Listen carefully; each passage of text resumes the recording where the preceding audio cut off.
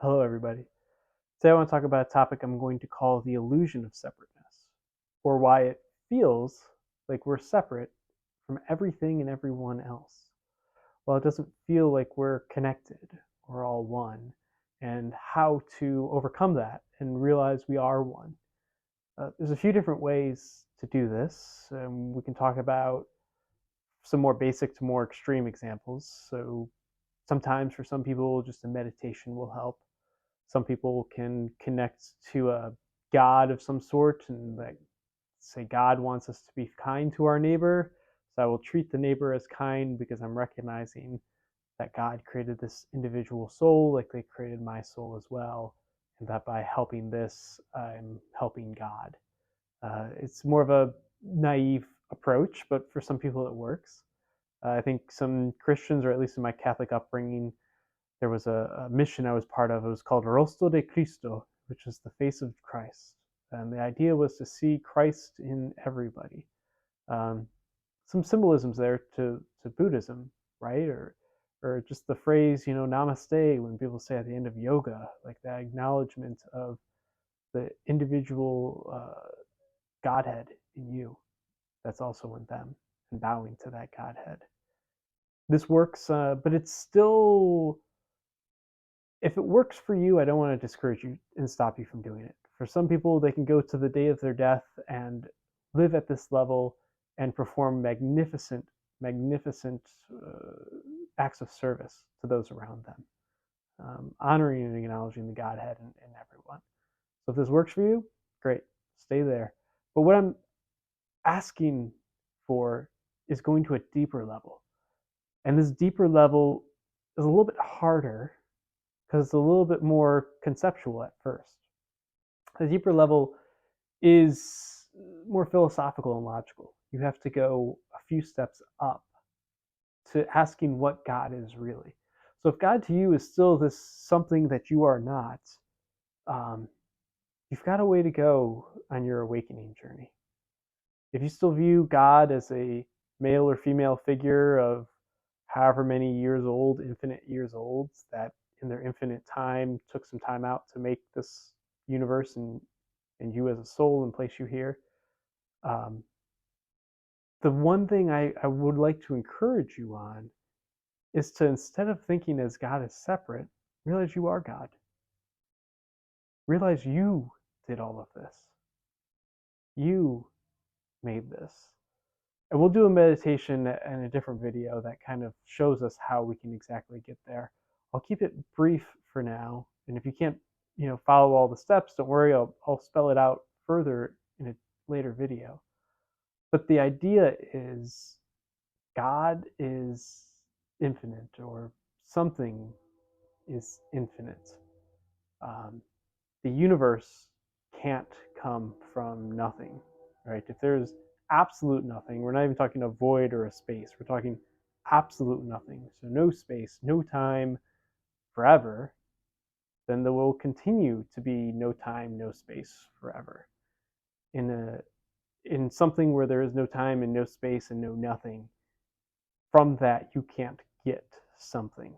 Um, just not how logic works. So prior to this no space, no nothing, something has to have always existed. That something at the highest level has to be one, right? So, you can zoom in or zoom out to infinity. So here on the earth level, you see, you know, tons of things around you, other human beings, other plants, other trees, millions of blades of grass, billions of sand particles. But from a higher level, if you zoom out from a from someone in the Andromeda galaxy, you just see, actually, you probably only see the sun. You might not even see Earth as a planet. Um, but if you go even further out, you don't even see the sun. You see the Milky Way galaxy and treat that as a collective whole, not made of individuals. If you zoom all the way out, you see the whole universe. Then the question arises, that whole universe, where did that come from? Where did that, in what time did it happen? And what is the universe expanding into? And with what particles was the universe made if all the particles were at once one tiny coalesced point, one singularity, all the matter so densely packed into something 10 to the negative 41st meters big?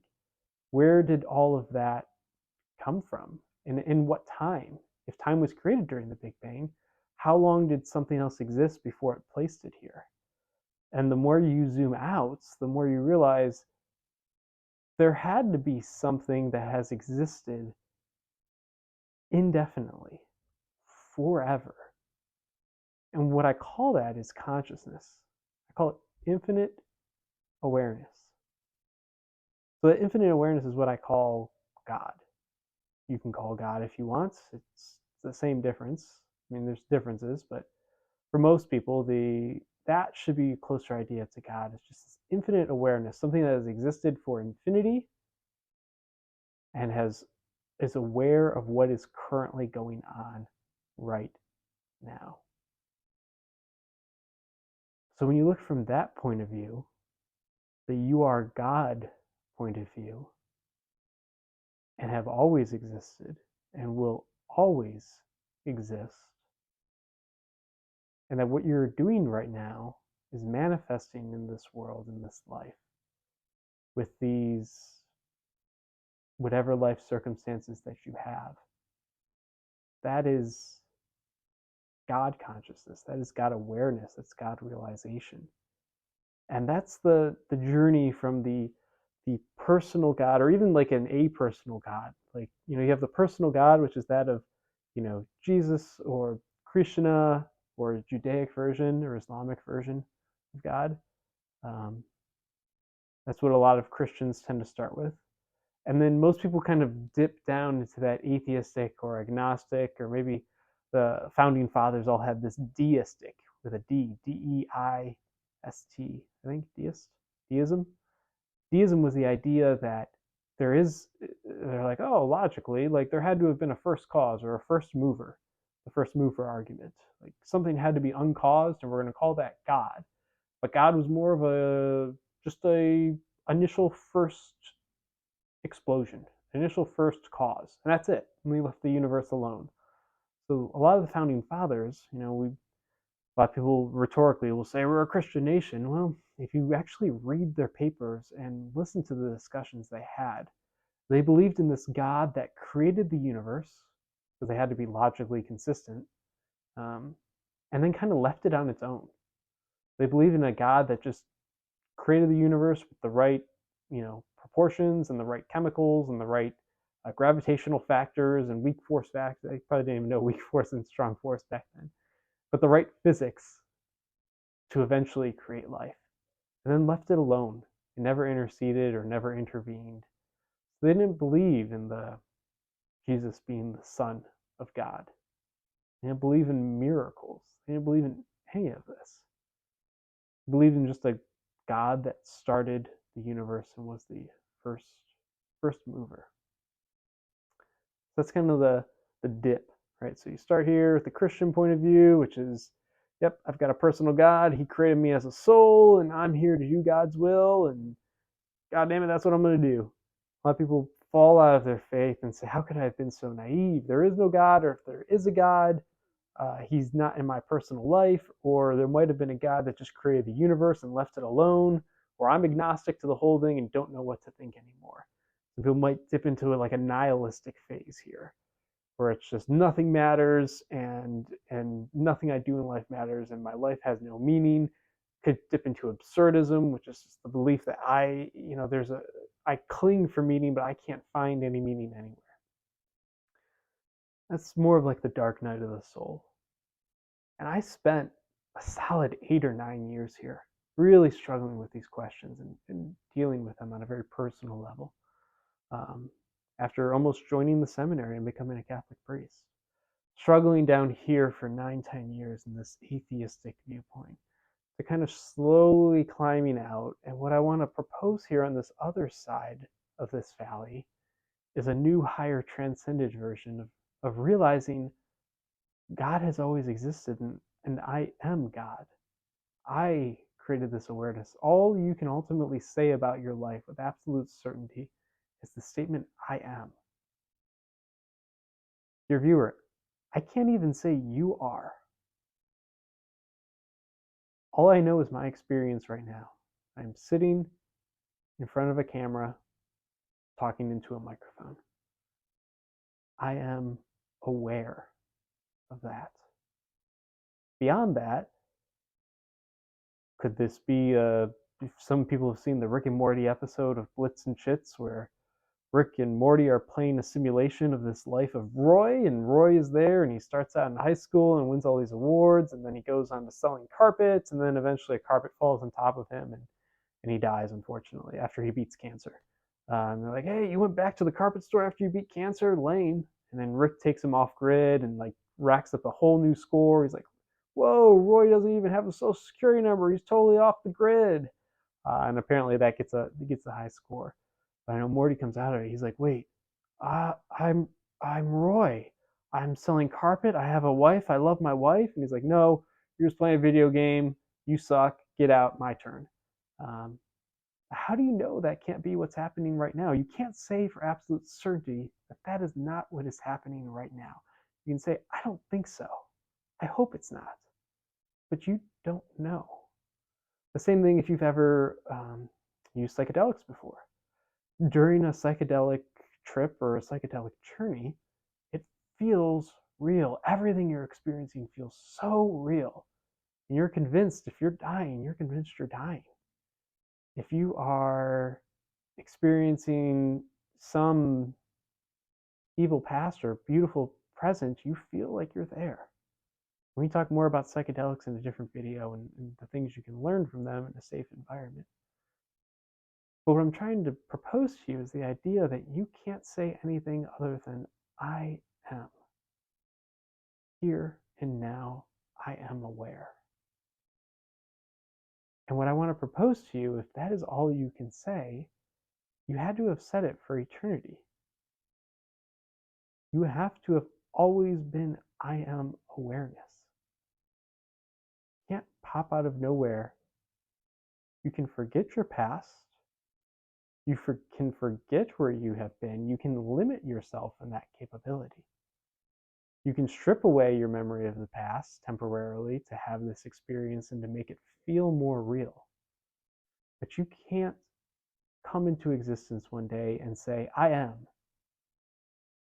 After you'd have to propose an infinite amount of time. If this universe has only been around for 15 billion years, fine. Prior to the universe existing in that nothing space with no time and no anything, how long did that go on? Even the question of how long did that go on doesn't make sense because time doesn't exist. So then you can't say that that happened, that had to have happened infinitely back into the past. So I'm trying to propose is there must be something larger beyond all of this, beyond this universe, beyond whatever our universe is expanding into, beyond everything. And that consciousness is fundamental, right? And that consciousness is you. And you can call it God, and you are that. So when you feel separate from something or someone, realize you are witnessing and experiencing that individual or that thing right now. And you are aware of this moment right now. If you are aware of something going on, you created that. You created that separate individual. You made that. That is yours. You're not separate from it. It was something you made. That's your creation. It is, if it exists in your consciousness, it is something you consciously created. Because you are aware. There is no separation between you and it. It's an illusion. It's the illusion of separateness. The feeling of that's an individual with a soul and their own thoughts, maybe, but who created that individual? The thoughts it's having, where are they being perceived? They're being perceived by you. You're being aware of it. It may appear that it's coming from their voice through the air into your eardrums, being interpreted by your brain.